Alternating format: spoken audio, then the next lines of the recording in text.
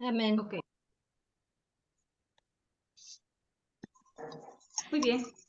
Feliz sábado a cada uno de ustedes. Estoy alegre porque nuevamente voy a presentar. Gracias por la oportunidad. Bien.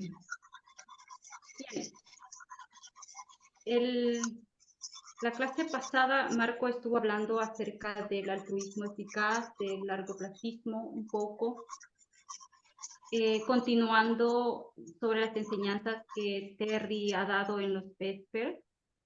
Y hoy voy también a tomar estos puntos, pero quiero que lo llevemos como, si lo tenemos así, lo vamos a ir desmenuzando de a poquito. Y el tema de hoy es largoplacismo y sus estaciones. Ustedes recuerdan que luego de los estudios vespertinos de Tess Lambert, en los cuales ella pasó mucho tiempo hablando sobre el ateísmo, y recuerdan sobre los 4 jinetes, toda esa misoginia y todo ese sexismo que estaba a su alrededor. En este caso, Terry ha ahondado bastante también en el asunto del ateísmo, pero esta vez Terry nos llevó a escuchar voces provenientes de Oxford, de la Universidad de Oxford, que en este siglo, o más que todo en estos últimos años, está sonando consistentemente. Y tal como Tess, en los Vespers de Tess, cuando hablaba del ateísmo, que hablaba de que estos jinetes o estos ateos alardeaban de poseer esas grandes capacidades intelectuales o esas, ya saben, esas capacidades para usar la razón, esa inteligencia o ese conocimiento elevado, y alardeaban de todo eso. Estos filósofos provenientes de la Universidad de Oxford van no solamente a hacer lo mismo, sino que van a subirse a un tren que va a correr a gran velocidad, ¿ya? Y no solamente ellos van a subirse, sino que van a sugerir que cierta élite se suba también a este tren, se suban a bordo políticos, tecnológicos y muchas otras personas, que eso es lo que vamos a ir desarrollando a lo largo de esta clase. Entonces, yo quiero hacer unos dibujitos, ¿ya? Porque quiero que lo veamos de dos formas. Vamos a ver el largoplacismo de dos maneras. Una de las formas que las que Terry nos enseñó y otra forma que vamos a irnos a un artículo de Vox, ¿sí? Yo quiero hacer un dibujito acá. Vamos a ver si se ve. Sí. Esto es un tren.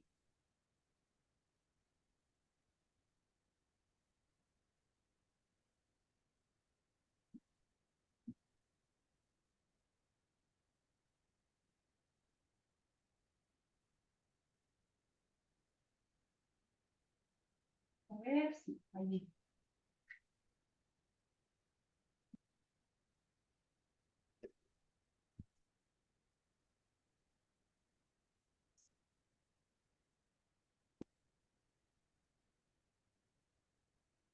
Ok. Entonces, quiero hacerlo de esta forma. Quiero que lo veamos de esta forma y voy a poner aquí número 1 y voy a hacerlo acá número 2. Y lo vamos a ver de la otra forma que ya lo hemos estado haciendo.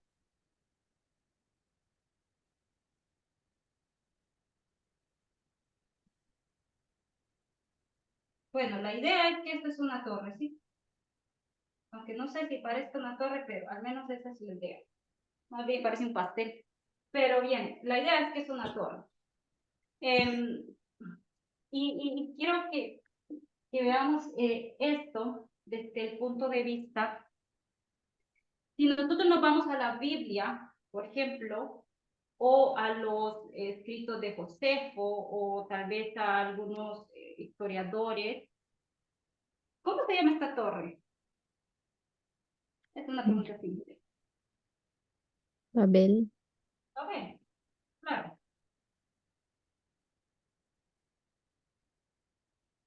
Babel. ¿Ok?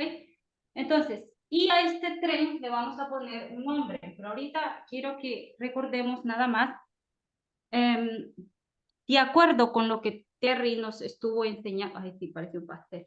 Bueno, de acuerdo a lo que Terry nos estaba enseñando, ¿cuáles eran, ustedes recuerdan, cuáles eran los objetivos o las razones principales de los constructores de la Torre de Babel? ¿Cuáles eran los objetivos al construir esa torre? Habían tres. ¿Alguien recuerda? Autoconservación. Sí, muy bien, excelente. Y lo pusiste de primero. Excelente. A ver, se ve ahí, sí. Conservación. Autoexaltación. Excelente, muy bien. Gracias, Graciela. Autoexaltación. ¿La otra?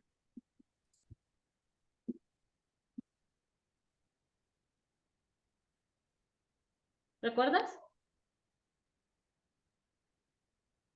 ¿Alguien recuerda cuál era la otra? Yo no me acuerdo, pero lo que sí me acuerdo era que ellos querían estar juntos y no dispersarse como Dios quería, que era una actitud de rebelión, pero no me acuerdo cuál era el tercero. Vamos a poner promoción. No sé si es exactamente, tiene una gran relación con la autoexaltación, pero estoy tapándolo, ¿verdad? Ahí. Ok. Pero esto eran los motivos principales que ellos tenían al construir la torre de Babel. ¿Y de qué tenían miedo ellos? Estamos haciendo un pequeño repaso. ¿De qué era que tenían miedo? De otro diluvio. Otro Y de diluvio. ser extinguido sobre la faz de la tierra. Excelente, el número 1 que vemos aquí. Ellos tenían miedo precisamente de otro diluvio. ¿Por qué? Porque el diluvio había sido algo como, algo sumamente grande, ¿cierto? Una catástrofe global. Había sido una catástrofe global, no era algo sumamente pequeño, y había harta evidencia de eso, de que había sido algo sumamente grande, entonces era una catástrofe global. Y obviamente no querían, y todo eso, lo que Terry nos trae es esta historia, no querían volver a repetir o al menos tratar de hacer algo por sí mismos para que esto no fuese otra vez como era. ¿Y cuál era la religión de estos constructores?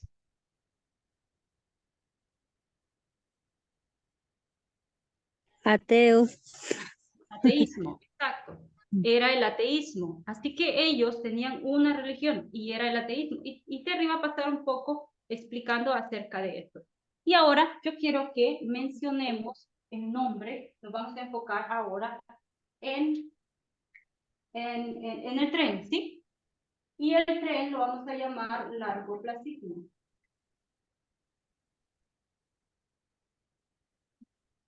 Largoplacismo, ¿ya? No es nada más que una torre, la torre que hoy ha estado construyendo con estas mismas premisas, o al menos con esa misma intención. Pero lo vamos a ver como un tren, ¿ya? Entonces, ¿qué es el largoplacismo? Si lo podemos decir de una forma bastante simple, ¿qué es el largoplacismo?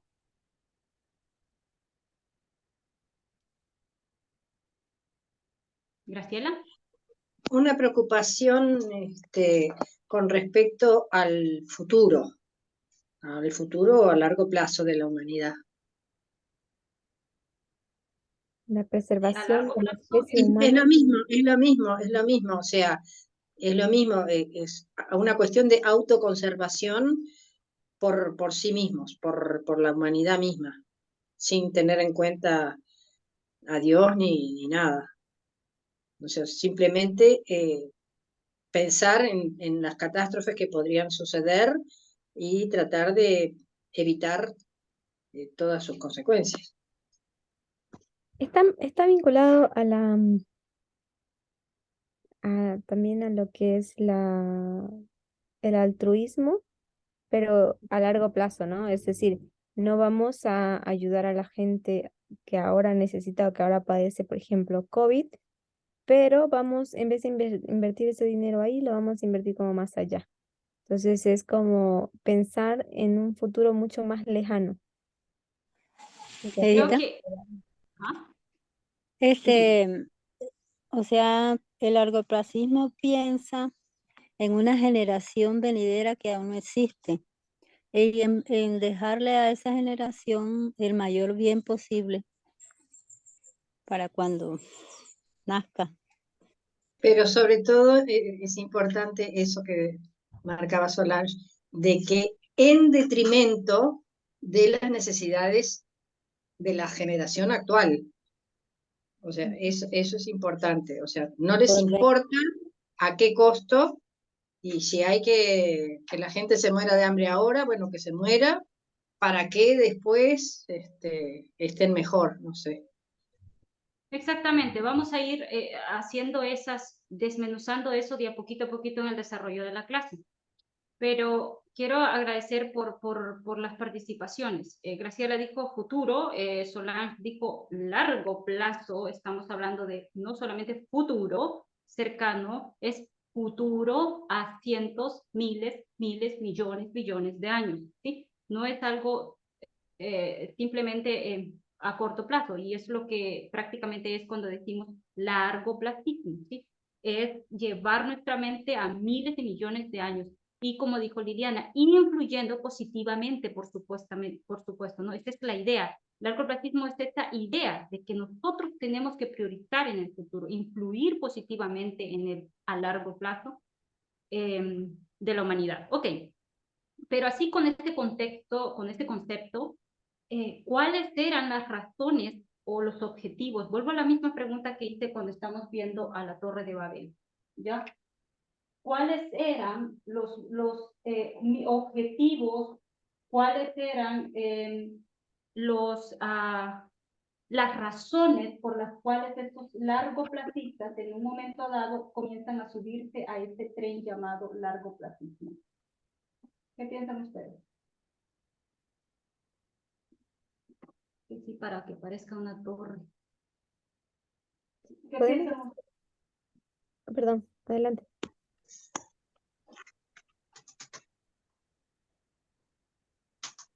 ¿Sí? Podría ser también ser recordados como salvadores, o sea, podría haber algo de autoexaltación también. ¿Podría haber o la hay? Mucha.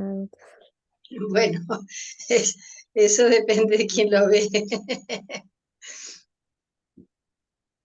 Creo que una de sus motivaciones son ciertas temáticas o ciertos hechos que acontecen en la sociedad, ¿no? Como, por ejemplo, desastres naturales o, en este caso, el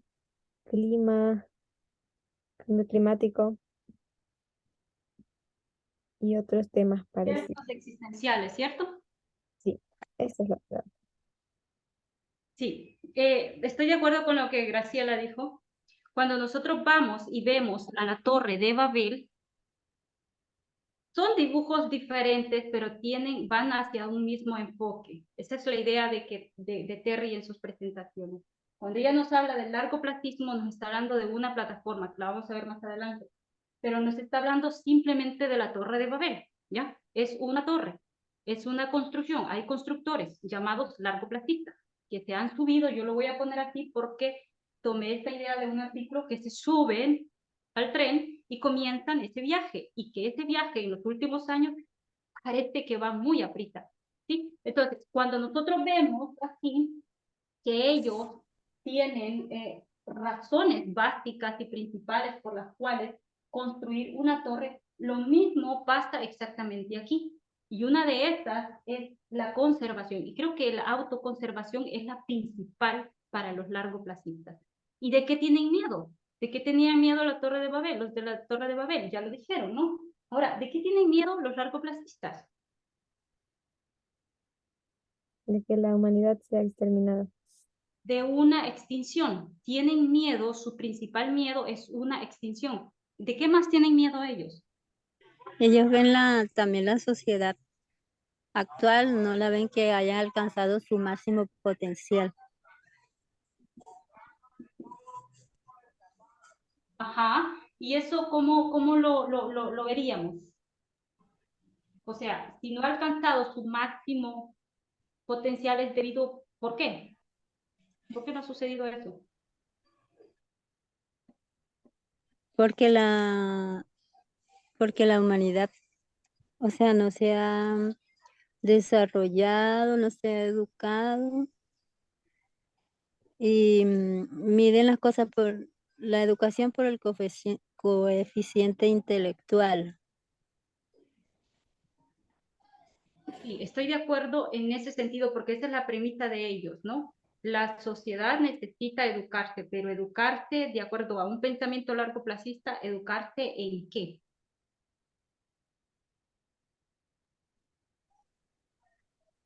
En la Pues ciencia. la ciencia, la tecnología, la filosofía. Exactamente, va a haber algo, no es solamente como nosotros pensamos, una educación de una forma general, son muy específicos en eso ellos, ¿sí? Pero voy a abundar en eso más adelante. Así que aquí voy a poner la extensión. Hay otro que Solange mencionó y son los riesgos, que es lo que estuvimos viendo, ¿sí? Los riesgos existenciales.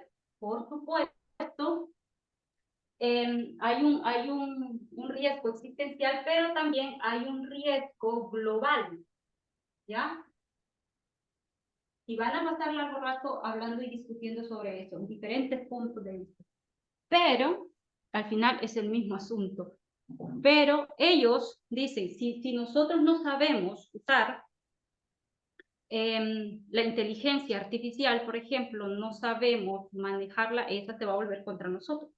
Así que nosotros tenemos que educarnos para que esto no suceda. O sea, prácticamente va por eso el asunto de la educación, como yo lo entiendo. Pero cuando nosotros decimos riesgo global, ¿a qué se refiere? ¿Qué tipo de riesgo nos referimos? Porque es diferente al riesgo existencial. Cuando hablamos de riesgo global, que es uno de los O riesgos. sea que, Hay o sea que catástrofes naturales. Ay, perdón. dale, ¿Cómo? Graciela, dale, tranquila. No, habla, Lili. Este, de que, o sea, las máquinas superen al hombre. Sí, eso, inteligencia artificial. Inteligencia Exacto. artificial. Pero lo que tú acabas de decir ahorita, de que las máquinas, o sea, la inteligencia artificial super, pero ¿es solo inteligencia artificial o hay otra palabra más? ¿Recuerdas? Mm.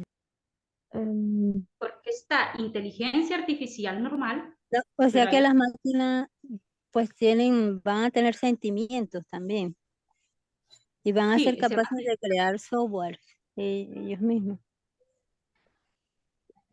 Pero eso también hace referencia mucho a lo que es la extinción, ¿no? De la humanidad.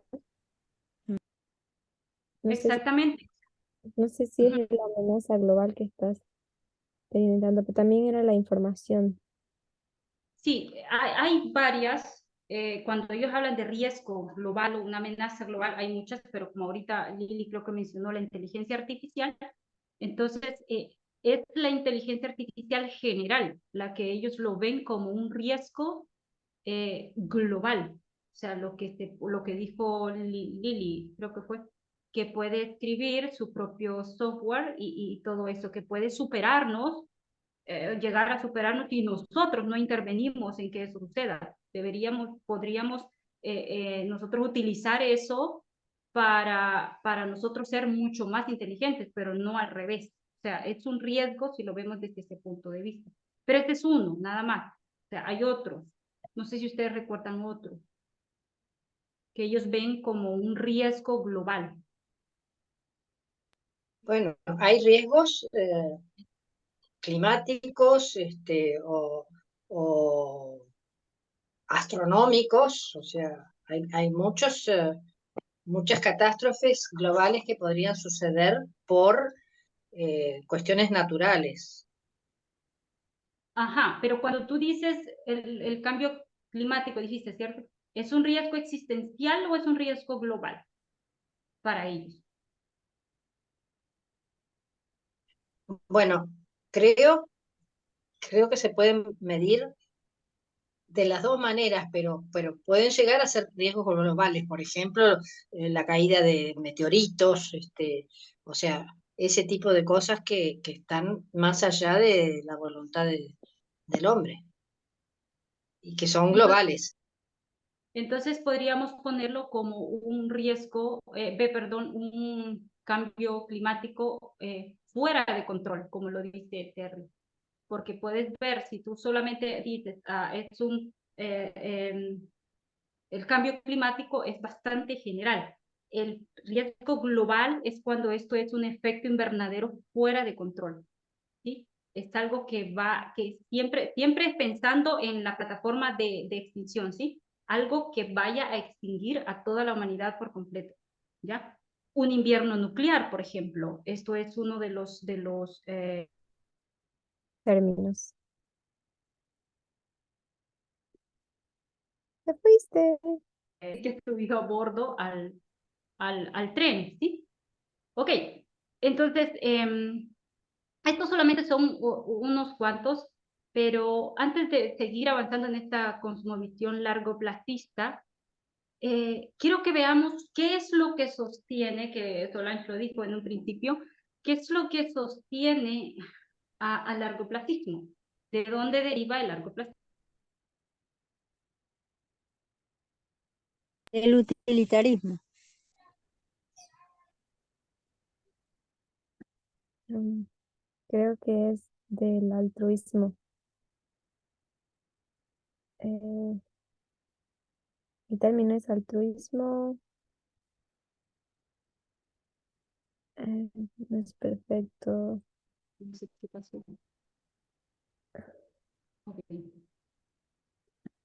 ¿Sí se entendió la última pregunta? Más o menos se te cortó. Ok, perdón. Dije que obviamente hay una plataforma que sostiene al largoplacismo. ¿De dónde deriva el largoplacismo? Yo ¿Recuerdan? dije que del utilitarismo. Altruismo. Solange dijo del altruismo. Pero se me ¿Perdón? olvidó. ¿Cómo? Repito, disculpa Solange. Yo te respondí del utilitarismo y Solange respondió del altruismo. Sí, es del altruismo. Sí hablaré del utilitarismo, lo vamos a discutir más adelante, pero sí es del altruismo eficaz o efectivo, ¿sí? ¿Y qué es para ti, Lili, el altruismo efectivo o eficaz? ¿Qué entiendes por esto? Pues es el mayor bien posible que se le puede hacer a la humanidad, como obras benéficas y cosas así.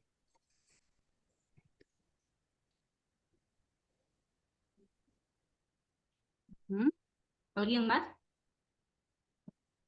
Mm, Yo estoy de acuerdo con la participación de Liliana, con lo que dijo, pero hay que estudiar la perspectiva de ellos, ¿no? Porque es como el mayor bien que se le puede hacer a la humanidad desde su perspectiva de ellos, pero no a corto plazo, sino para un futuro muy lejano.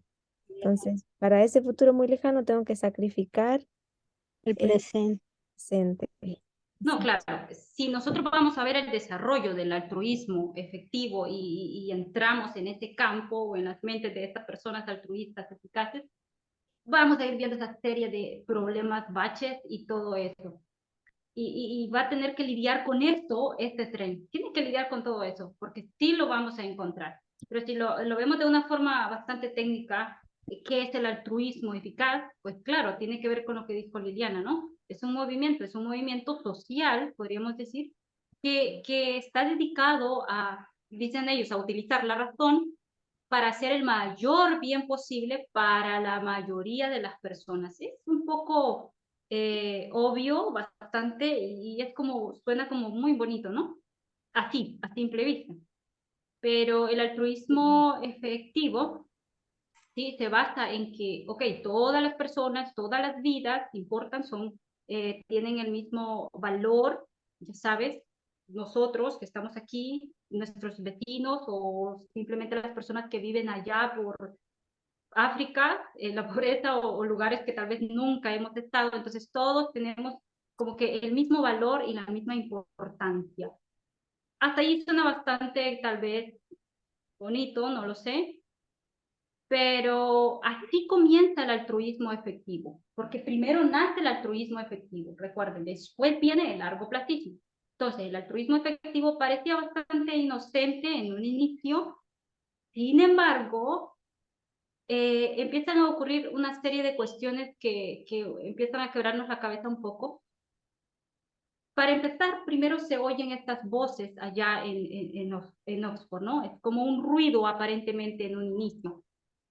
Como también pasa este ruido a los que están dentro del altruismo efectivo. Y es decir, ellos dicen, está bien que puedas ayudar a las personas, está bien que consideres que las personas son valiosas, ¿ya? Pero hazlo priorizando al futuro. Y ahí es donde entra esa pequeña pizca de ingrediente, y tienes que hacerlo, pero priorizando al futuro. Y ya sabes, cuando estamos hablando del futuro, ya que como es bastante incierto y parece ser muy lejano, largo, ya sabes, podrían haber muchas personas en las generaciones futuras que no, más que en las generaciones actuales, más que hoy en día. Y por supuesto, eso significa que si tú quieres mejorar, ¿no? Mejorar el mundo y quieres cambiar a estas personas, o sea, la vida de estas personas, entonces lo que tienes que hacer es, lo que más importa es que moralmente el futuro vaya bien. Ya sabes, no importa qué tipo de persona sea, pero lo que importa ahora es que si tú ayudas, tienes que pensar en ese enfoque, que moralmente el futuro vaya bien. Y estamos hablando de un futuro a largo plazo. Entonces, Em, es interesante notar que las personas que se suben a ese tren son personas adineradas, muy adineradas, y científicos, abogados, gente preparada académicamente, y también esas generaciones futuras que ellos plantean deben ser hijos de ellos, hijos de abogados, hijos para que sean más inteligentes. ok, bien, excelente. Has tocado un punto importante que vamos a tocar justamente en una de las estaciones. Para eso vamos a ir a un artículo y no sé si tengo la opción de compartir pantalla. Sí, la tienes. Ok, entonces voy a ir a un artículo para que leamos un párrafo. A ver. Ahí está. Voy a minimizar esto. Ahí está. ¿Sí se puede ver? Sí. Por eso es útil, sí, ¿verdad? Ok. Muy bien. A ver, alguien que quiera leerme este párrafo. Lo voy a poner de amarillo. Está traducido esto, así que... Ok. ¿Alguien que pueda leerme este párrafo, por favor? Yo leo. Gracias. Dice, por eso es útil pensar en el largoplacismo como un tren. Podemos encontrar diferentes respuestas a estas preguntas y decidir bajarnos del tren en diferentes estaciones. Algunas personas lo montan hasta cierto punto, por ejemplo, reconociendo que el futuro es una prioridad moral clave y a menudo subestimada, pero se bajan del tren antes de llegar al punto de afirmar que la preocupación por el futuro supera cualquier otra preocupación moral. Otras personas van más lejos y las cosas se ponen raras. Excelente. Muy bien. Allí entramos, ahí está la introducción de lo que vamos a ver ahora. Ya hay estaciones. Y Solange menciona 3 estaciones. Sí. No sé si se ve porque estoy compartiendo pantalla. Ok, entonces, en el párrafo que ha leído Solange, lo que voy a rescatar de eso es esto. Él dice, ok, vamos a pensarlo como un tren, donde hay estas acciones y donde algunas personas van a montarse hasta cierto punto. O sea, algunas personas van a decidir llegar solo a una estación, otras van a decidir aventurarse a la segunda y otros van a ir un poco más largo que esa la tercera. Y ahí las cosas se ponen un poco complicadas o raras, nos dice ese párrafo, ¿cierto? Entonces, quiero que veamos este más adelantito acá. Vamos a leer, vamos a explicar cada una de ellas. Acá, en este párrafo. Alguien más que no sea Solange, que lea, por favor. Claro, leo. Encuentro útil imaginar esto como una línea ferroviaria con 3 estaciones principales. Ya llámelos longotermismo débil, Es platonismo. longotermismo fuerte y longotermismo de cerebro galáctico. La primera es básicamente el futuro a largo plazo importa más de lo que le damos crédito actualmente y deberíamos hacer más para ayudarlo. La segunda es que el futuro a largo plazo importa más que cualquier otra cosa, por lo que debería ser nuestra principal prioridad absoluta. La tercera es que el futuro a largo plazo es más importante que cualquier otra cosa, por lo que debemos correr grandes riesgos para asegurarnos no solo de que exista, sino también de que sea una utopía. ¿Quieres opinar sobre eso? Ya, creo que eso fue importante, entender que no es un concepto con una misma visión, sino también hay variantes, ¿no es cierto? Creo que en la conversación ahora quedó un poco claro porque uno lo dijo eso, otro dijo otra cosa. Entonces hay diferentes grados de intensidad, por así decir, ¿no? Y por lo que dice aquí, pienso que podríamos hasta estar seguros, por lo menos de la primera estación, ¿no es cierto? En lo general, digamos, ¿no? Hay que pensar en el futuro, lo que pasa no solamente al medio ambiente ahora en los 10 siguientes años, sino que en 100 años también nos debe concernir, etc. Pero ya con el segundo punto ya las cosas se ponen más complicadas. Exacto, y me gustó esta forma porque es como verlo como esa parábola, ok. Cuando nosotros decimos largo placismo, aquí porque el artículo está traducido, por eso sale long termismo, pero quiere decir largo placismo. Cuando nosotros pensamos en largo placismo, hay muchas formas, muchas variantes. Al final es un mismo concepto desarrollado, pero hay muchos baches allí, ¿sí? Las cosas se complican, a veces van bien, a veces no. Yo le llamo una tortilla, en realidad, ¿sí? Entonces, en estos artículos, tal como lo explica Marco, va a hablar de que el primero es débil, el segundo es fuerte y el tercero es un poco más complicado, ¿ya? Es algo como una utopía y eso es lo que vamos a ver. Quiero dejar de compartir pantalla para ver si se puede ver. Ah, sí, creo que se ve. Ok, entonces lo puse allá. El primero es fuerte, débil, perdón. El segundo es fuerte, según el artículo, y el tercero dice galaxia de cerebro. Pero en el primero, según el párrafo que leyó Marco, dice que, ok, lo que podemos hacer hasta aquí es, ¿sabes? Ayudar a las personas es muy importante. Nos vamos a enfocar en eso. Ayudar. Le vamos a poner ayudar nada más. ¿Ya? Allí. Eso es el párrafo. Eso es importante que nosotros, ya sabes, en lo que dice el altruismo efectivo, entre más ayudas a las personas, las acciones de hoy determinan el buen futuro de las personas. Así que es bueno que nos unamos a instituciones filantrópicas donde nosotros podemos donar todo ese asunto bonito, básico, bastante del altruismo efectivo. Lo encontramos aquí. En la segunda estación dice, ok, está bien que ayudemos, y eso es bueno, Pero eso sí, como lo mencioné ya rato, vamos a priorizar en el futuro. Ayudar a las personas para mejorar el futuro, ahora vamos a priorizar. Y en el tercero, en la tercera estación, ya habla de una especie de utopía. ¿Ya? Utopía, creo que sí es. Un mundo utópico, que eso es más descabellado, pero bien.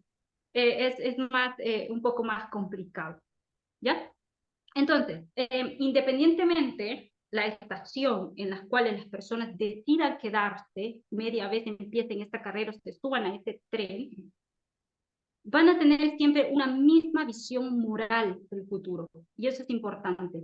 Ok, y voy a hablar de eso más adelante. Pero antes, quiero mencionar un poco, voy a hablar de dos filósofos que se centran bastante en la primera y en la segunda estación. Y no están totalmente de acuerdo con la tercera, en parte sí, pero en parte no. Pero ellos van a priorizar más, van a enfatizar más en sus libros o sus conferencias en estos dos, ¿sí? Y uno de ellos es McCaskill. Yo creo que ustedes ya sí bien lo conocemos. Uno de ellos es William McCaskill.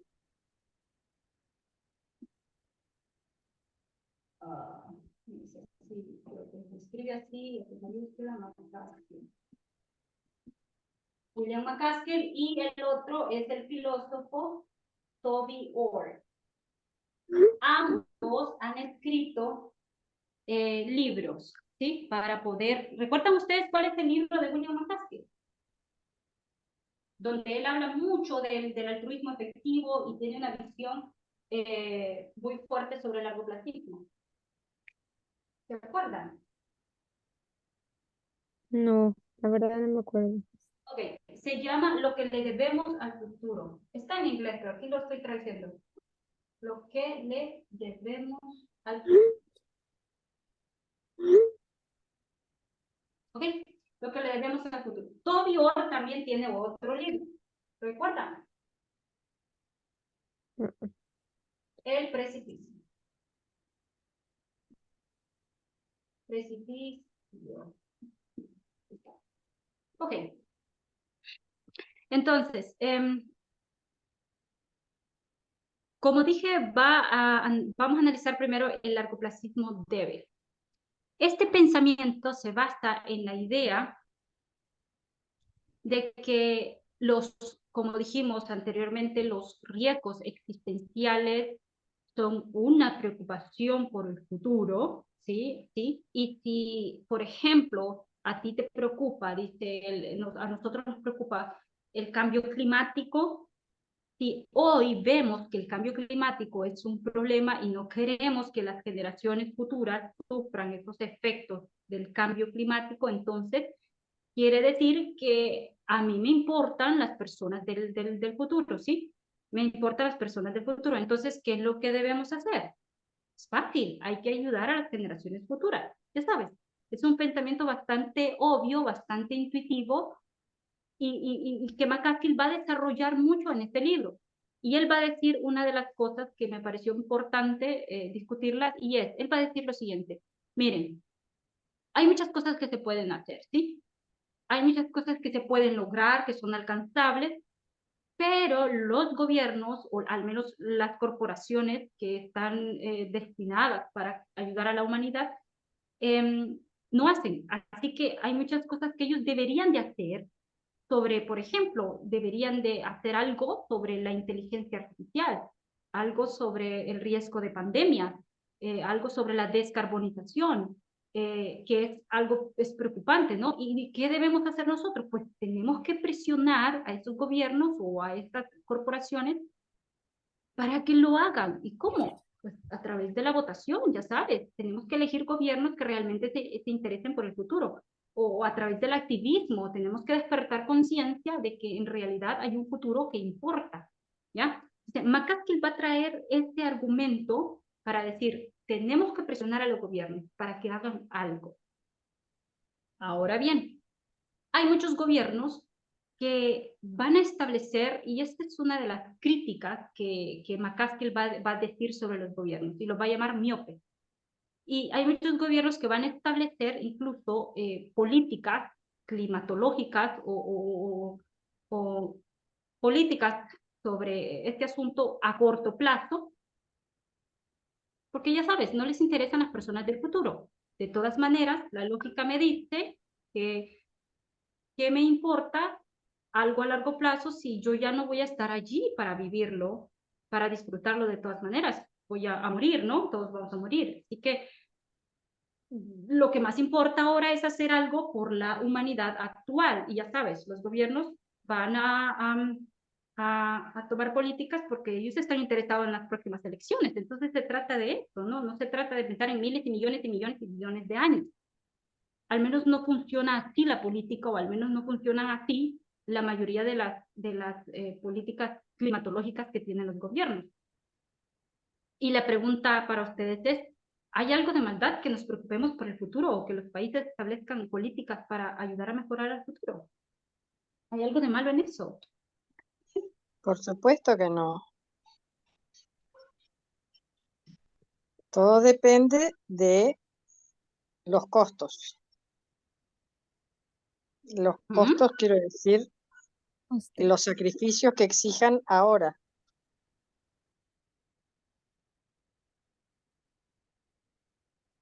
Ok, estamos en esta plataforma, ¿vale? O acá. Esta es la principal.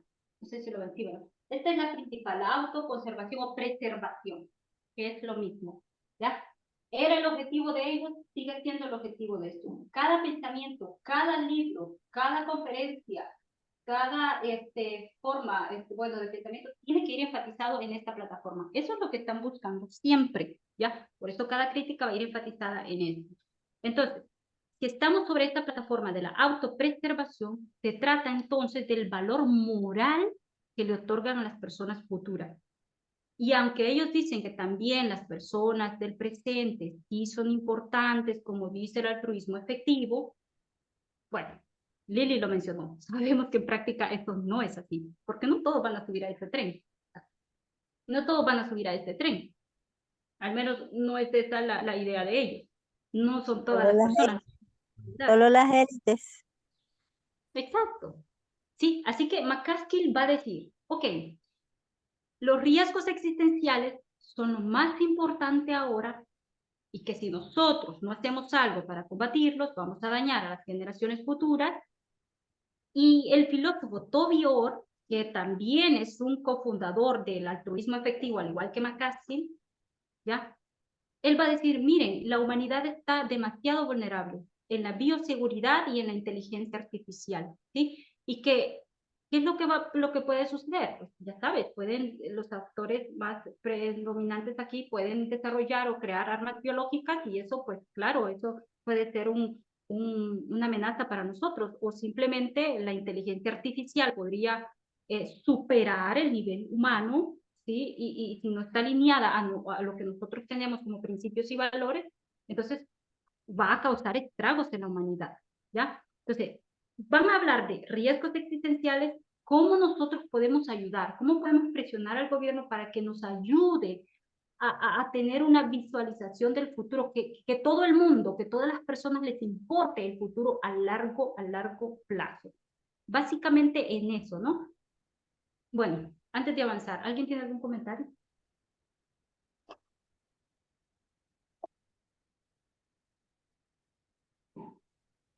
Ok, entonces, si la idea de McCaskill de largo placismo es que es una prioridad moral clave de nuestros días, priorizar, ayudar al futuro o que es bueno, a largo plazo, entonces, no solamente este filósofo va a invitar a personas a subirse, sino que va a asesorar a personas a que lo hagan de cierta forma. Es decir, ellos dicen, si lo que más importa moralmente es que el futuro vaya bien, no sea posible, moralmente, ¿qué es entonces la moral? Porque aquí no estamos viendo el concepto de moral como ética, como una clase de filosofía, y qué es la ética, qué es la moral. Aquí estamos tomando, ellos están tomando un punto y es muy específico. Están sobre una plataforma y están muy posicionados. Entonces, ellos siempre van a mencionar eso. Pensemos moralmente. Tomemos las decisiones a largo plazo moralmente. ¿Qué es la moral? ¿De qué clase de moral están hablando ellos? ¿Alguien recuerda lo que Terry habló sobre esto específicamente?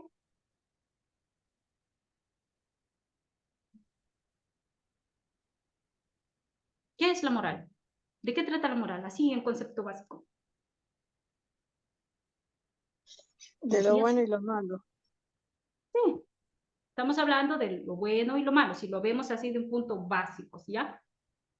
Y si lo vemos un poquito más técnico, hablamos de costumbres, de creencias, ¿ya? En un determinado grupo de personas, comunidad y esto, ¿ya? Entonces tiene que ver con lo que está bien y lo que, o lo bueno, ¿no? En este caso, ellos van a tomar esta parte de acuerdo a las creencias. Estos ateos no van sin rumbo.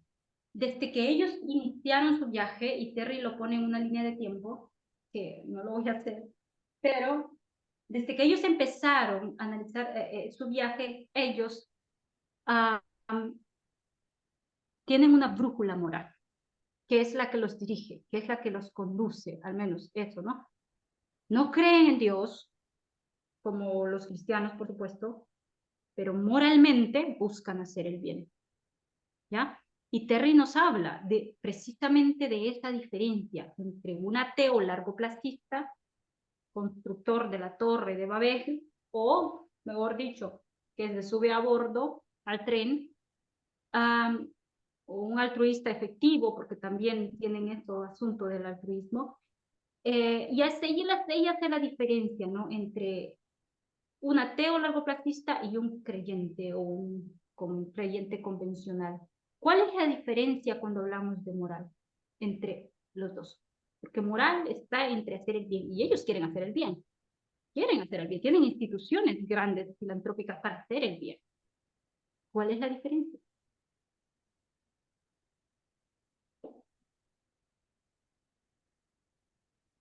Matías, ¿recuerdas? Ribardo, ¿alguna idea? Quieren hacer el bien con fines egoístas, para su Exacto. propio beneficio. Y sabes, Martita, me gusta cómo lo pone Terry en la siguiente frase. Y ella dice, ellos son más propensos que los creyentes a respaldar los valores morales.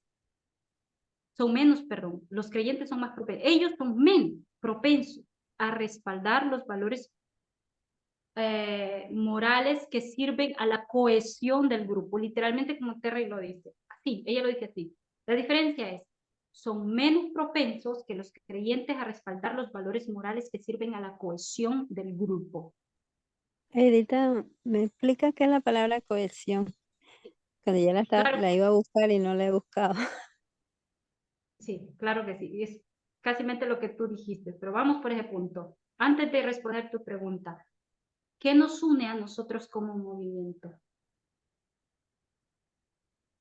¿Qué nos une a nosotros como movimiento? Reflexionemos un poco. A nosotros, ¿qué nos une? Una fe, una metodología. Ajá. Nos unen las mismas creencias, ¿cierto? Nos une el clamor de la medianoche. Podríamos mencionar muchas cosas más.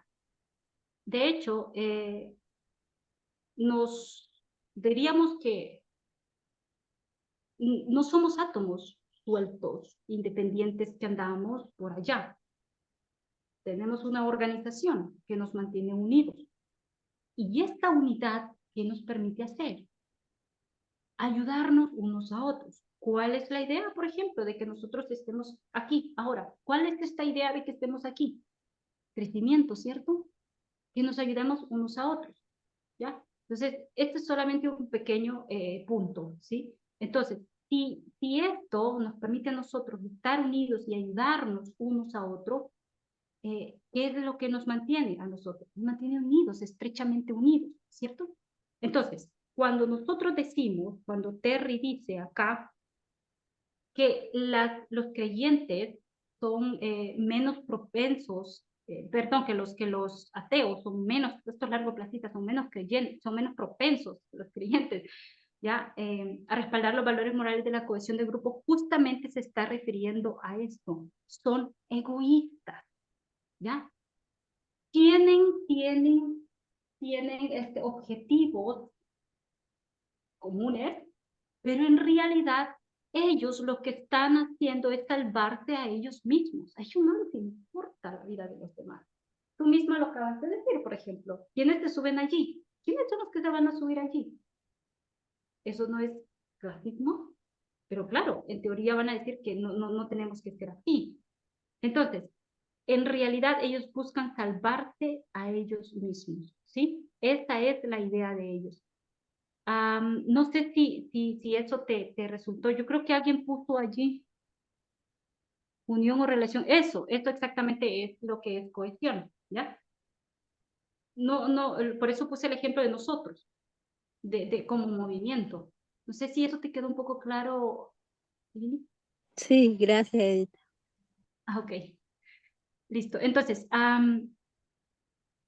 hacer el mayor bien posible a las personas, pero quiero que pensemos también en el punto de que estamos hablando de la falsificación, ¿sí? Todo esto es falsificación. Hay un punto, un objetivo de por qué nosotros estamos estudiando este asunto, pero en realidad ellos buscan eso, salvarse a ellos mismos, es eso. Entonces, aunque van a decir vamos a hacer el bien, pero quiero dar el resumen de la primera estación, yo no sé si podría abarcar las otras dos, pero quiero dar el resumen de la primera al menos. Ok, la primera estación se basa en que nos habla de que los riesgos existenciales importan, ¿sí? Y de que los gobiernos deberían de hacer algo para poder, ya sabes, contrarrestar todo esto. Deberían los gobiernos ponerse esos lentes largoplacistas, porque son cortoplacistas, en realidad dicen los críticos largoplacistas, y deberían establecer estas visiones. ¿Sí? Nos habla también de lo necesario que es de ayudar y de dar dinero para evitar estos riesgos existenciales. Y en la primera estación, muchas personas van a subirse, por ejemplo, como el primer ministro británico Boris Johnson, también se sube a bordo, también pensará como Tobior, ¿ya? Es necesario que nosotros despertemos y hagamos algo por las generaciones futuras, pero siempre pensando en esto, ¿ya? No es simplemente, porque no es nada de malo que tú y yo nos pongamos metas para el futuro, no es nada de malo que un gobierno pero yo les pregunto a ustedes, podemos hacerlo a veces la ONU, por ejemplo, puede poner una agenda para 2030 y aún así lo veo mucho, muy largo, ¿ya? Pero es una agenda, pero ¿cómo podemos predecir o estar completamente seguros? Si son cosas que están en discusión para muchos políticos y sin embargo la posición está muy clara para el largoplacismo. Ayuda cuanto más puedas. Contribuye con tus donaciones para que puedas ayudar a reducir estos riesgos existenciales. Hay mucho más que hablar del largoplacismo, por supuesto, pero al menos quiero mencionarlo en la parte débil, es la parte donde las personas pueden entrar fácilmente o donde algunos preferirían quedarse allí y algunos ya ven que las cosas se complican más en la segunda, entonces ya como que deciden no llegar a la segunda estación. ¿Algún comentario hasta acá? Es interesante en ese sentido cuando hablamos de ah, el el comentario. ¿Puedes repetirlo luego? Que se me fue un poquito el comentario. ¿Cuál, Solange? El de la muchacha. El que acabas de comentar ahorita. ¿De Boris Johnson? Sí. Boris Johnson dijiste de una chica. No. Ok, el de Boris Johnson. Ah, sí, sí, sí, que dije que habían personas que, por ejemplo, como este, que es un político, que también van a subirse a bordo del tren largoplacista, ¿ya? A pensar como piensa Toby Orr, por ejemplo. Y tal vez ahorita no explique bien a profundo porque sí quiero hablar más adelante de lo que Toby Orr trata de decir en ese libro El precipicio, pero sí siempre pensando en base a esta misma plataforma de la autoconservación. Ah, ok. Ujú. Nosotros vemos que ellos presentan unas ideas, digamos, em, no son, no son para nada altruistas, sino más bien libertarias, pero están este, disfrazadas, se puede decir, con ese manto de altruismo y encima un altruismo como muy intelectual, muy efectivo, muy sofisticado como para que no solamente, no, o sea, que obviamente ellos dicen también, no toda la población en común la entiende, ¿no? Sí. Es que suena un poco, Muy intelectual. sí, y recuerda que ellos están alardeando de eso precisamente, de que las cosas las tienes que hacer de forma razonable, pero cuando recordamos nosotros a los cuatro jinetes y todo ese asunto de la razón y todo eso, eran una descabellada y argumentos descabellados los que hacían. Entonces, casi viene parecido, siendo similar este asunto. Eh, Entra como el pavo real, ¿no? Como que esto realmente fuese muy... Pero al final no es así, no suena lógico. Hay muchas cosas que no son lógicas y van más allá de nuestra capacidad humana, como dijo Terry en un comentario. Es más fácil ser cristiano, en realidad, que tener estas ideas. Sí, Bien, ¿alguien más? ¿Hasta aquí se ha comprendido? hasta ahí. Sí, perfecto. Ok. Quiero introducir entonces el punto número 2 porque yo no voy a tener mucho tiempo acá. Y voy a introducirlo creo que el otro viernes voy a continuar, Solange, ¿verdad? ¿Me recuerdas? Sí, Viernes o sábado. Ok, yo voy a continuar con este mismo estudio y quiero llegar a poner algunas ideas lógicas para que nosotros las comparemos. Pero, ok, entonces, el largoplacismo, voy a entrar entonces a la estación número 2, ¿sí?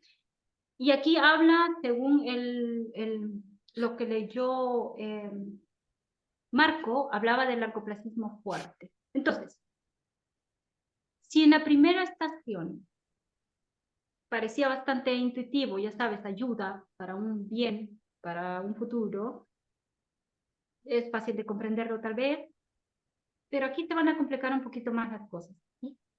Entonces, en la primera dijimos de que lo que hacemos ahora impacta al futuro. Esto no solamente se vuelve algo importante, no solamente es una característica importante, no, aquí es la más importante en la estación 2. ¿Sí? Aquí es la más importante, ¿ya? Lo que nosotros hacemos impacta al futuro y tenemos que ver qué es eso de lo que nosotros hacemos, qué tipo de acciones. Entonces, porque no está hablando del futuro, está hablando del futuro de cientos de miles, millones y billones y trillones de años, ¿ya? Entonces, aquí se va a introducir un término que se llama, que es bastante cuestionado y difícil de entender, para mí lo es, y es este asunto de las matemáticas morales, ¿sí? No sé si alguien logró entender un poco sobre este asunto de las matemáticas morales que estos largoplacistas usan? ¿Recuerdan lo que Terry enseñó? Yo no. Ok, Vagamente. la idea... ¿Alguien? No, yo muy vagamente, la verdad que no lo podría construir en mi mente ahorita. Sí, es bastante complicado de entenderlo. Para mí lo sigue siendo y me dio guerra esto. Pero la idea es que vamos a utilizar, ok, si estamos hablando de miles y millones, Dice, a mí me quedaron fue en 16 ceros ahí. Me impactó con 16. esa cantidad de ceros, 16, 15 ceros había en esa cifra. Sí, es que es bastante complejo porque para nosotros no estamos acostumbrados a eso, ¿no? A pensar en miles y millones y trillones de años en el futuro.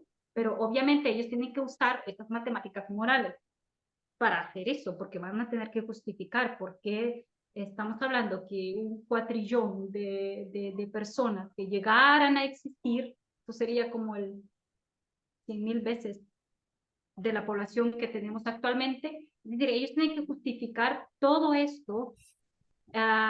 Y Terry hizo un gráfico, mostró un gráfico, cuando habló de natalidad, mostró ese gráfico donde precisamente hablaba de esto. Es decir, no se trata solamente de que debemos hacer algo por el cambio climático, está bien, sino que se trata de las matemáticas morales, es decir, que en el futuro habrá más personas que en el presente. Muchas, muchas más personas. E incluso algunos economistas largoplacistas dicen, el futuro será mucho, mucho más rico que el presente. Estamos pensando solo en el bien. Recuerden siempre esto. Solo pensamos, si nos ponemos, vamos a imaginar que nos subimos a este tren, ¿sí? Entonces vamos a pensar solo en el bien. Aquí no hay cosas negativas, nada, porque queremos llegar a la tercera estación. Y la tercera estación es felicidad completa. Entonces,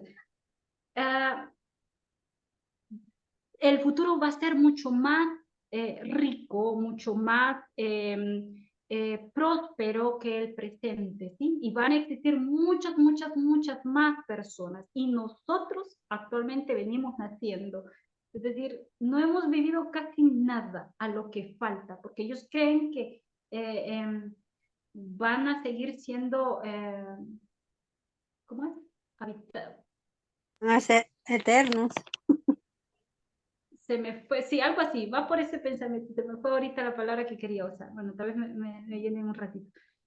Pero McCaskill, y hay otra filósofa que se une a McCaskill en esta segunda estación, y ella se llama Hilary Grace. La voy a poner aquí arriba, solamente para que ustedes vean el nombre. Hilary,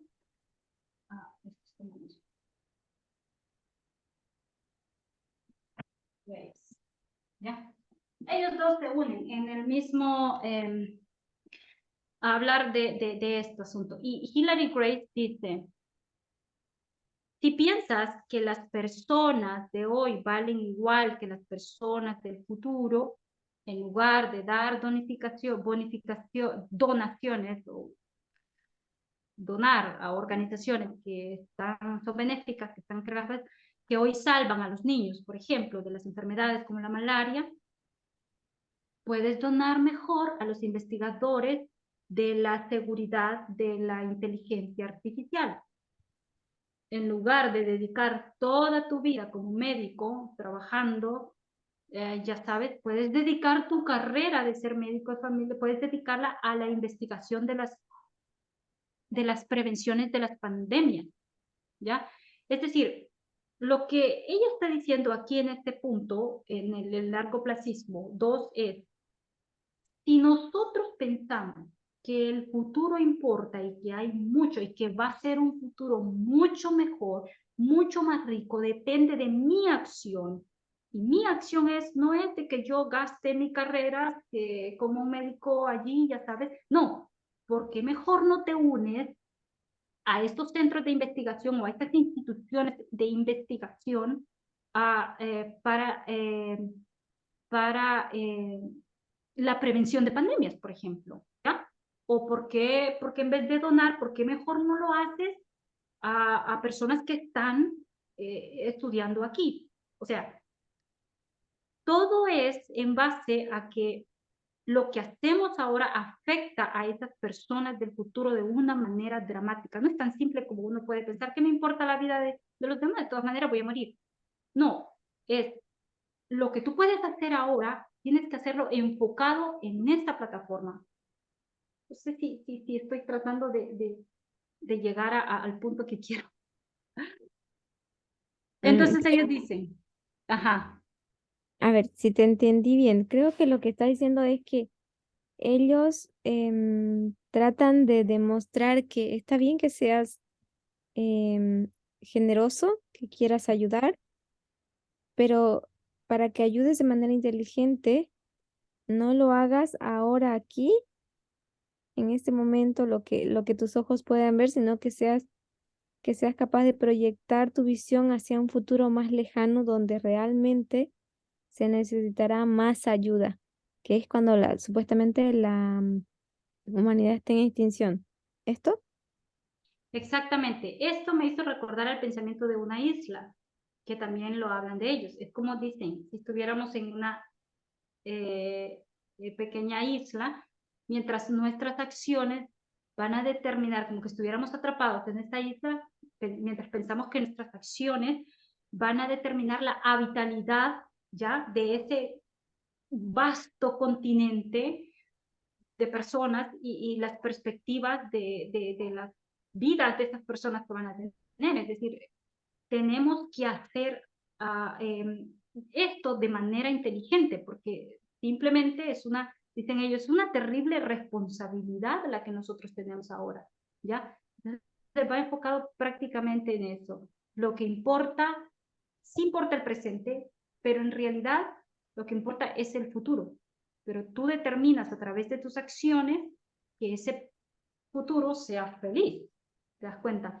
Entonces, aquí es donde entra, yo lo puse en la estación 2 donde entra el tema de que lo mencionó en un principio Liliana, y es el utilitarismo, ¿ya? Porque esto es muy básico aquí. El utilitarismo moral entra aquí en la prioridad, acá. Porque si vas a priorizar, tienes que ser un buen utilitarista para decir. Entonces, ¿qué es el utilitarismo? ¿A qué se refiere Terry cuando está planteando esto? Si lo vemos de Wikipedia, ¿qué es el utilitarismo? Mm, Es a este hecho de em, que a través de toda esa explicación tan intelectual, puedo decirlo así, yo me valga de tu intención de querer ayudar, de tu altruismo, pero como que lo manipule para que lo enfoques al objetivo que yo tengo. ¿Esto? La Mm, utilidad. sí va en cierto punto hasta allí, porque ellos tienen que justificar, ¿ya? Ellos tienen que buscar la justificación de que estos 8.000 millones de personas que vivimos actualmente solo somos cacahuates en el espacio, como lo llaman ellos, como le gusta llamarlo a Toby Orr, por ejemplo, ¿ya? Solo somos cacahuates en el espacio, entonces ellos tienen que justificar esto, ¿ya? Y ellos basarán este largoplacismo en este pensamiento utilitarista moral. Pero, si nosotros vemos el concepto general de utilitarismo así, si nos vamos a Wikipedia, voy a ver si lo encuentro acá, y leemos qué es el utilitarismo, o alguien que lo busque así en términos prácticos, A ver, el ¿qué utilitarismo. es el utilitarismo? Así, lo que dice Wikipedia.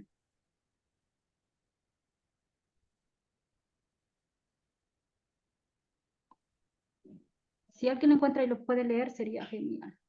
Wikipedia dice lo siguiente.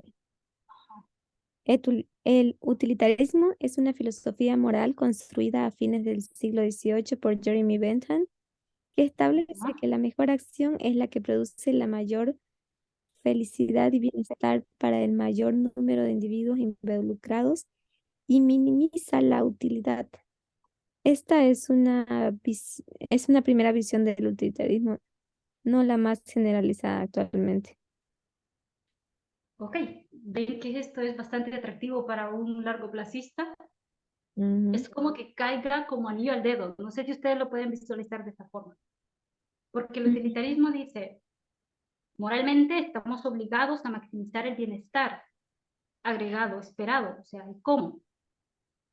Sumando puntos a cada momento de felicidad, es decir, agregando beneficios, los mayores beneficios posibles. Restando puntos de sufrimiento o todo esto, ¿no? Y examinando las probabilidades. Entonces, ellos cuando enfocan su visión largoplacista en esto, ellos descubren que las pequeñas posibilidades de extinción van a inundar sus matemáticas morales, van a importar.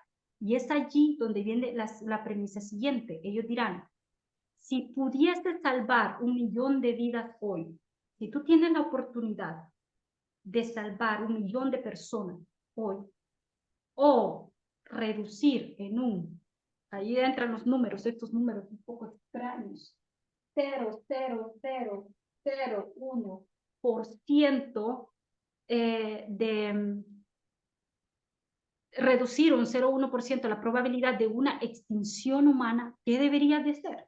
Para un largoplacista, ¿qué es mejor hacer? Si tú puedes salvar 1 millón de personas o puedes reducir esto, ¿ya? Un 0,001% de la probabilidad de extinción humana prematura, ¿qué debes elegir? ¿Qué debes hacer? ¿Qué creen ustedes? Pues, a no ser que estés colocando mal el número, todavía me hace sentido el ayudar al millón de personas ahora, porque estás diciendo que una persona de 1000 podría yo ayudarla de aquí a miles de años, digamos, ¿no? Entonces, y ahora puedo salvar 1 millón. Entonces sigue siendo más alto el número de actual. Pero sabes que estas personas dicen, tú deberías de hacer exactamente, deberías de hacer lo último, es decir, deberías de dejar que estas personas mueran. ¿Sí? Si tú quieres salvar a 1 millón de personas, pero también o tienes la oportunidad de hacer lo segundo, vas a reducir la probabilidad de extinción. Vete por lo segundo. ¿Sí? Vete por lo segundo. Recuerden, siempre, no nos hagamos. Estamos en una plataforma de la autoconservación. Y no nos vamos a bajar de allí mientras analicemos estos puntos. El utilitarismo es una cuestión moral contraria a la intuición. Nos dice que debemos de sacrificar todo por el bien mayor. Es decir, una acción utilitaria sería hacer el mayor bien posible de acuerdo con las consecuencias, que eso se llama, como lo mencionó Terry, consecuencialismo, que es otro término, pero que esto tiene que ver que las consecuencias van a determinar lo que está bien y lo que está mal. ¿De acuerdo? Entonces, deberíamos utilizar cualquier medio posible, cualquier medio eficaz. Si podemos reducir esto para la extinción humana, como está ahí, matando a 1 millón de personas, deberíamos hacerlo, con tal no hayan otros efectos adversos graves, deberíamos hacerlo. Y tal vez es un poquito complejo esto, pero voy a poner otro ejemplo para que tal vez pueda encajar lo que estoy tratando de decir. Imagínate que hay un individuo ahogándose en un río, ¿ya? Y un utilitarista lo va a salvar porque se está ahogando desde ese río, ¿cierto?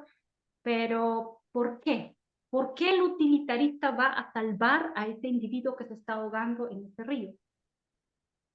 Razones. Uno, porque él, para empezar, estaría feliz de que alguien lo salvó, ¿sí?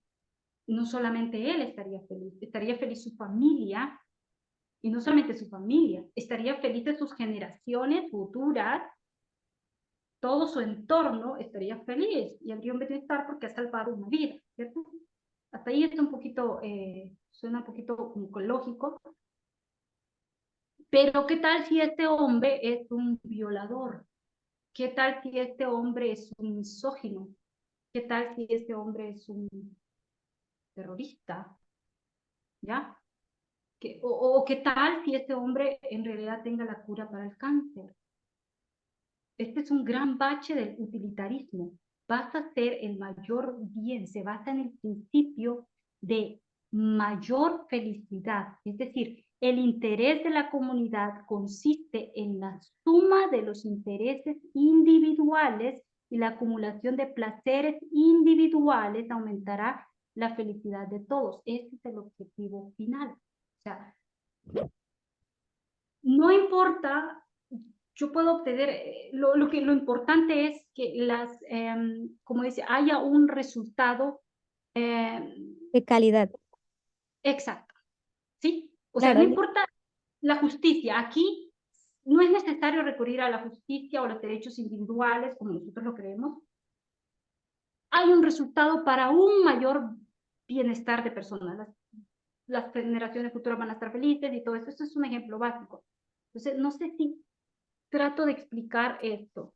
creo que tú lo que acabas de explicar con ese último, bueno, con el número, ahora sí yo entendí la matemática, es que, digamos, si tuvieras que salvar a 1 millón de personas ahora y a salvar una persona del futuro de aquí a millones de años, ¿cuál deberías escoger? Entonces, si escoges el del ahora, tú salvas ese 1 millón de personas, pero no tienes la seguridad que la población que salvaste realmente es la población fuerte, que es la población inteligente, que es la población capaz de formar una sociedad utópica como ellos la imaginan. ¿Ok? O sea que básicamente tienes el 90% de tus probabilidades de lo que salvaste no ha sido algo bueno. Entonces, pero si tú haces una donación o un esfuerzo altruista al futuro, tú salvas a una persona que es intelectual, que va a ser capaz de proveer genéticamente y por su inteligencia y por sus rasgos, una sociedad sana, intelectual, súper desarrollada. O sea, estás planificando, estás proyectando una sociedad utópica, como la imaginan ellos. Y entonces, pero en eso no hay igualdad. O sea, para que puedas pensar así, para que puedas tener ese resultado así, tienes que tirar al suelo tus escrúpulos, olvidarte de los, como diríamos, los miserables, olvidarte de tu empatía hacia las personas y solamente enfocarte en el producto que de verdad es bueno.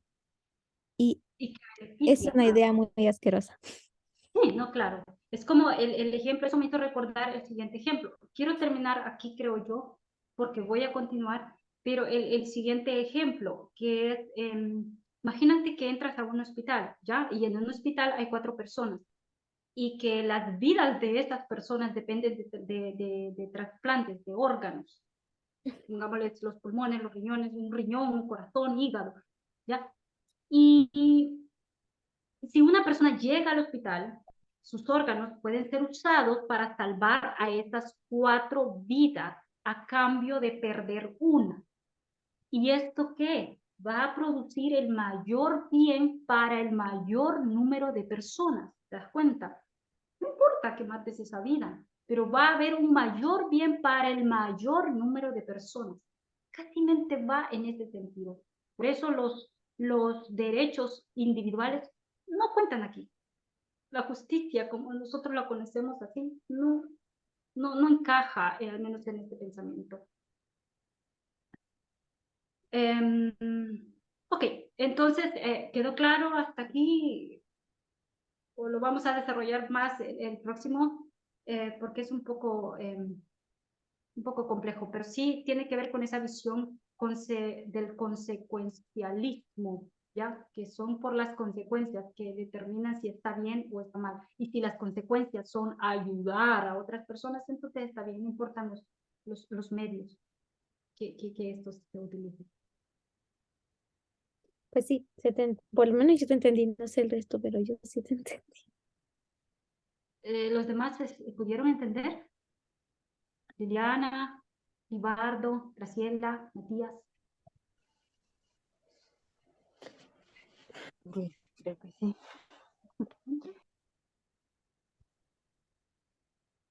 Bueno, dale tiempo que el trabajo, que el tema no es muy fácil. No es muy fácil, realmente no lo es. Quería contar solamente algo que no es directamente relacionado, si puedo, Claro. pero indirectamente.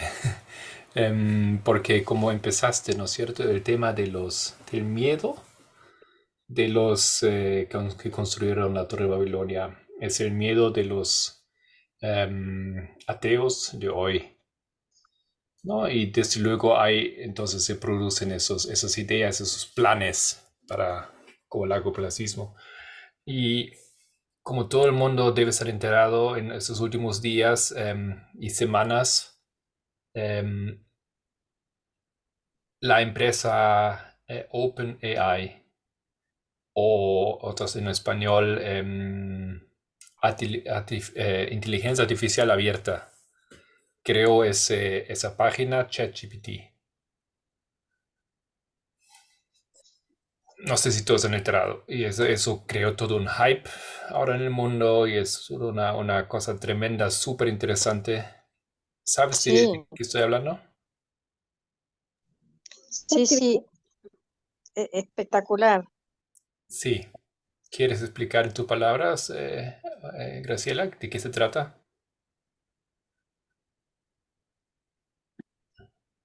Sí, este, no lo sé bien porque lo escuché simplemente.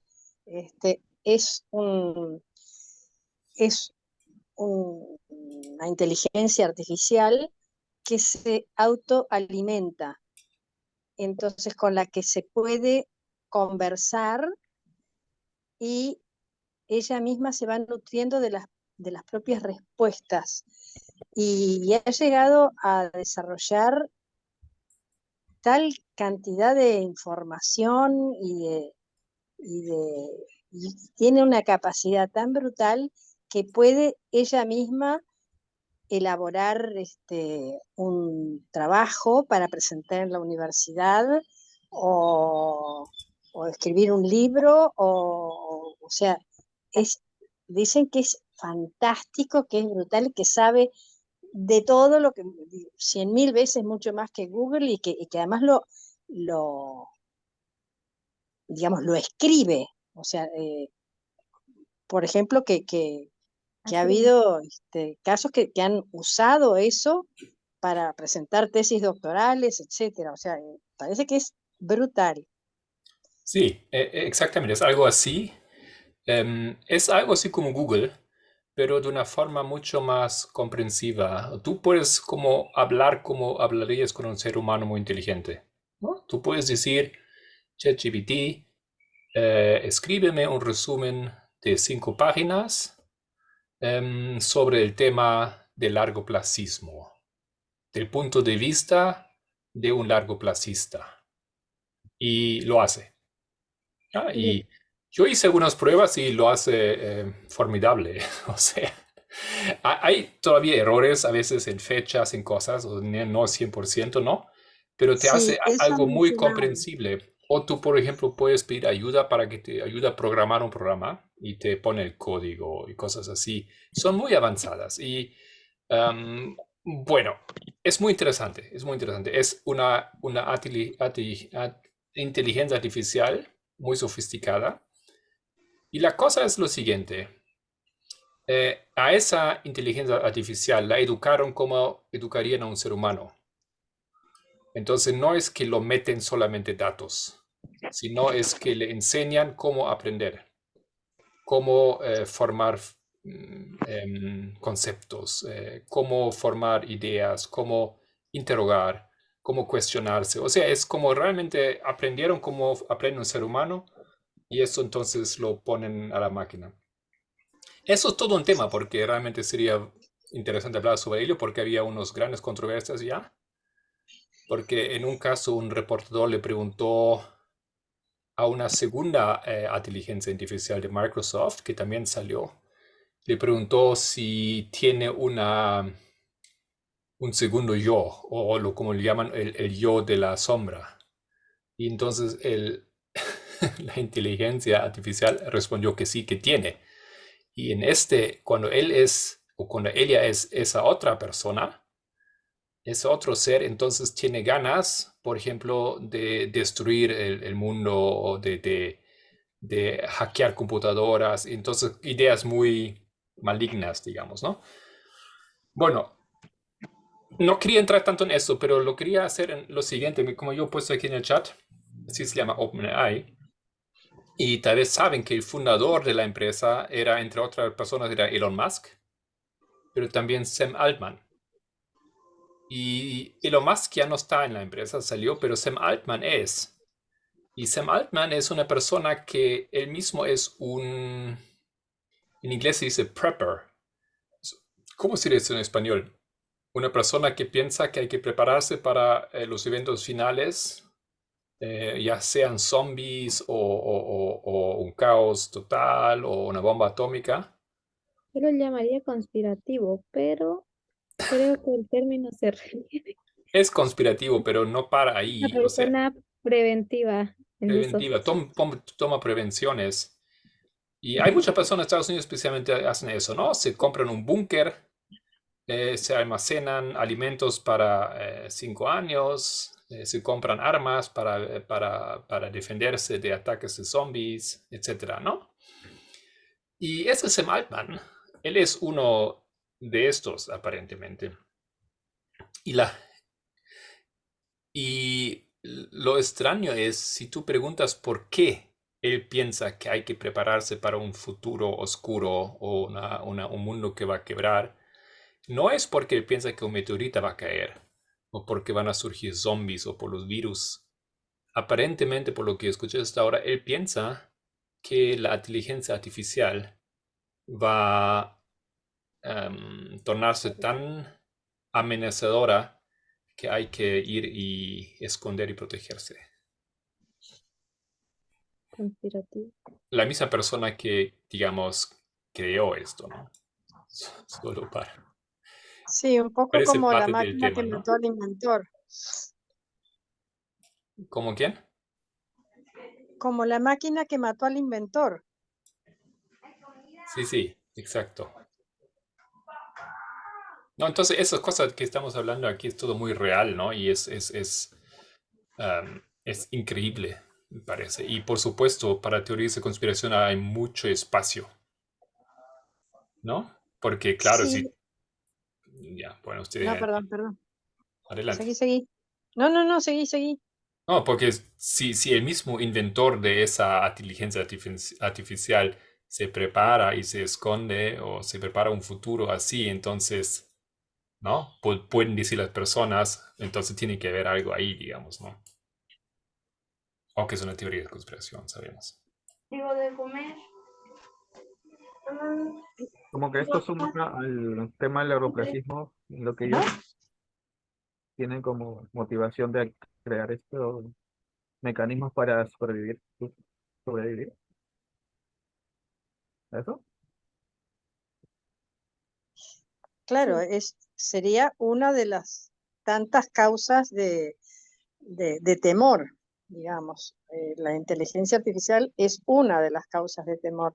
Ahora, lo que a mí me llamó la atención, y creo que oí por algún lado, que, que, que al auto enseñarse ella, o sea, la capacidad de cómo el ser humano que va aprendiendo de lo que oye, de lo que habla y de lo que mira, o sea, que tiene esa capacidad también de hacer deducciones.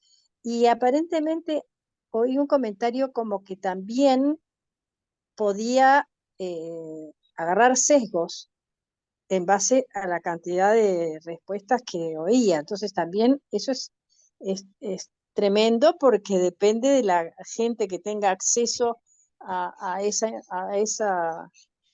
chat, lo que puede ir evaluando como que es más correcto o que es más aceptable. Entonces, no sé, es un arma de doble filo, es algo que maravilla, pero también genera un poco de recelo, ¿no? Mm. Yo, Matías, no estaba enlazando directamente el largoplacismo con esa persona, ¿no? Con esas ideas de prepararse para... Pero es el mismo ámbito. Claro, no, mi duda era eso del chat GTP, que yo también he estado escuchando bastante, que da información o sobre todo, creo. O sea, están diciendo que va a llegar a un punto de ser malo también. Bueno, ahorita ya hay debate, ¿no? Pero no escuché lo último quizás que han dicho que sabe. Bueno, la cosa es que hay un ChatGPT también de Microsoft, que es otra. No se llama así, se llama diferente. Y un periodista preguntó si podría hablar un poco sobre sí mismo y si tiene un segundo yo o si tiene un yo sombra. Entonces, esa inteligencia admitió que sí que tenga. Y cuando esa inteligencia artificial es la otra persona, cuando es su segundo yo, por así decir, entonces tiene ganas de hackear y destruir computadoras, y tenía varias cosas así terroristas, ideas como de esa índole, ¿no es cierto? Pero por supuesto sabemos que eso es máquina, o sea, eso no es nada real, digamos, ¿no? Eso es un software, es una computadora que genera esas respuestas a base de un código, digamos, ¿no? Por eso fue lo que pasó. Eso no significa que en la realidad puede llegar a ser algo semejante. Ujú. Pero nunca se sabe. Ahora, ese no fue el GPT, ese es el de No. Microsoft. No, ChatGPT es uno, que es de la empresa OpenAI, y Microsoft también ya elaboró otro, que Y fue, ¿cómo y se fue llama? el de la respuesta fue el de Microsoft. Sí. Ujú. Ah, Y con la robot femenina, eso es otra historia con Google, que todavía no salió al público con su versión. Tenemos más o menos 3 grandes contendores que ahora están poniendo en público prontamente sus robots o sus inteligencias artificiales que tienen ese tipo de función, ¿no? Pero tal vez podemos hacer otro tema de esto. Poquitita, tú Sí, también tienes tu tiempo, ¿no es cierto? sí. Sí. Ok, entonces, gracias por los aportes y por cada uno de los comentarios que igual nos ayudan. Y básicamente la presentación se basó en las 2 primeras estaciones, lo débil y lo fuerte. Voy a concluir en la próxima clase que tenga oportunidad para poder terminar hablar de esto y también de la última estación, pero siempre pensando en este término moral, ¿no? Porque eso es lo que ellos están tratando de hacer en este asunto. Entonces, es muy interesante lo que Marco nos ha comentado ahora, y bueno, pues para seguir investigando, ¿no? Y leyendo sobre esto. Y les agradezco la participación por la clase, entonces, sin más que hablar, vamos a hacer una corta oración para poder terminar.